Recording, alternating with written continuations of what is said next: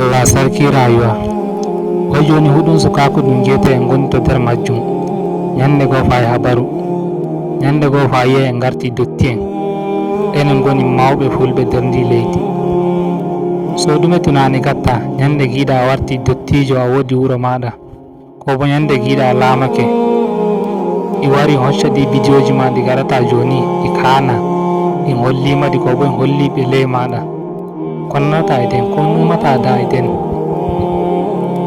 Mo giiɗa waɗa iri ɗum posting to ton ɗo duniya Allah huɗɗata to zartaki tabbitina kolma a waɗa ɗum posting joni, a hoccida e rewɓe, a hoccani fi ko hanani ya turode social media, to wallahi waɗi ittatako har abada. So ginno hakkilte, ta ba watte tunani ya ko faroto joni, iya sukaku maɗum joni, ko en giɗi fa ko en giɗa ñande goo en gudoto sukaku ɗum, ñande goo ɓiɓɓe meɗen jiyata koni sukaɓe ɓen. So ko faroto ñande giiɗa ɓiɓɓe maɗa gari gi goɗɗum bidiyo maɗa ɗum hana ɗum gattano, nden no holliɓe ɗum, ay daga ɗon a senti en. So ginno kowa ma to wodi niya fuɗɗuki ira ɗinnon bidiyoji ɗi boɗa hoccuduki rewɓe, hoccongol hana, to wallahi ta huɗɗama gonɗo to nder bo yawna masala ma. Gin hokko giɗa postake de social media, wallahi ɗum ittatako.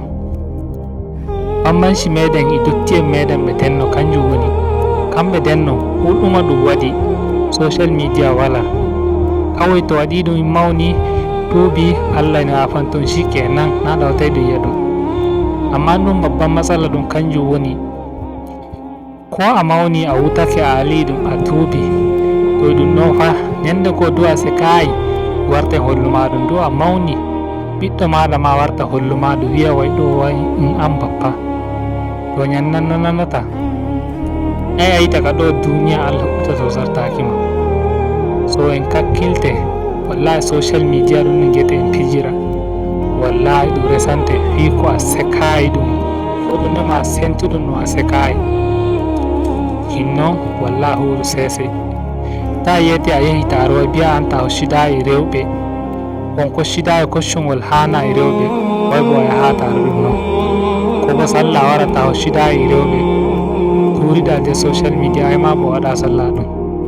So yau gada hu iskanci ɗum gatta kunya a hoccaɗo turoɗa de social media, to fana andanaydo ɗum an tan hay jomirawo maɗa, amma a hocci ko hani ko hana fu a turake de social media.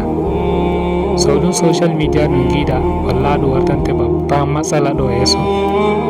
En kakkilte, toto gueten wa ñande ko enen gonata mawɓe nder ndi leydi, enen gonata laamiɓe, e laamiɓe gueten ho joni hokkoɓe gatta joni ñande ko ɓe gudoto, enen sukaɓe enen min gatata laamiɓe nder ndi leydi ndi.